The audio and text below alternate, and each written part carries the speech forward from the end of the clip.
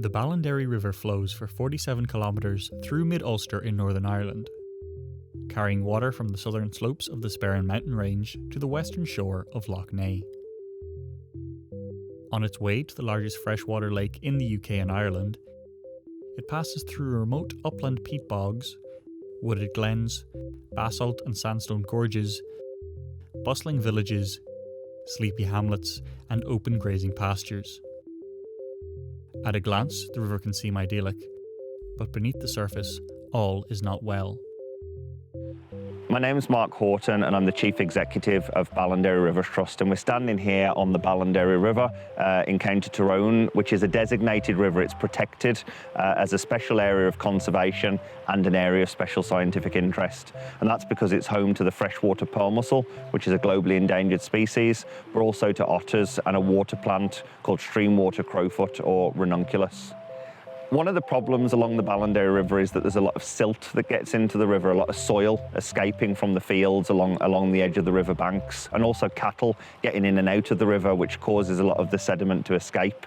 And that settles out on the gravel in the bed of the river, which makes it difficult for the trout to lay their eggs and for those eggs to hatch, but also for the young freshwater pearl mussel to survive, which relies on clean gravel and clean water in the river.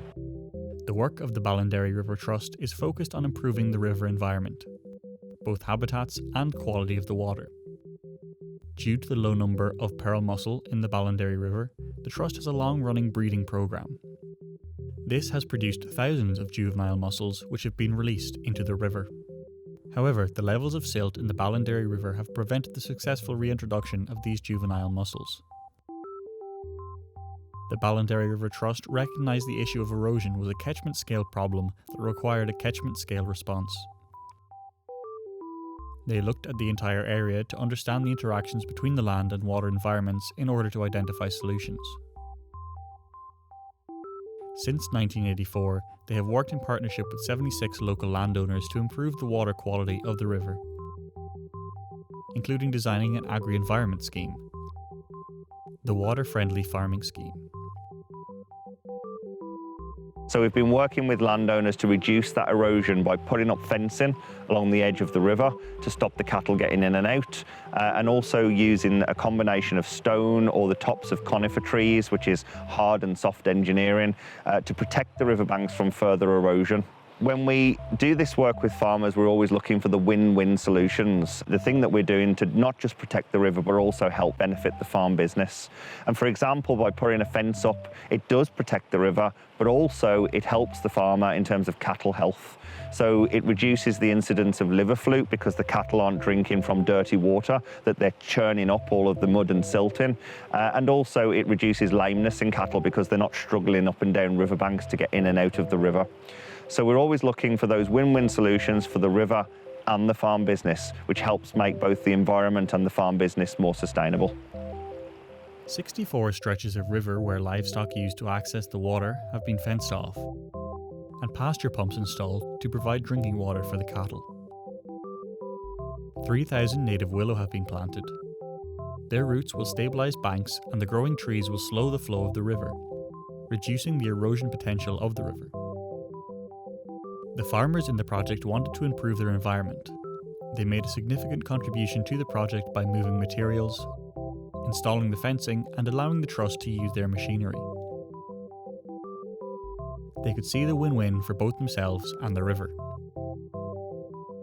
5 years ago, the Balinderry River had a population of 1,500 freshwater pearl mussels, which faced extinction by 2098.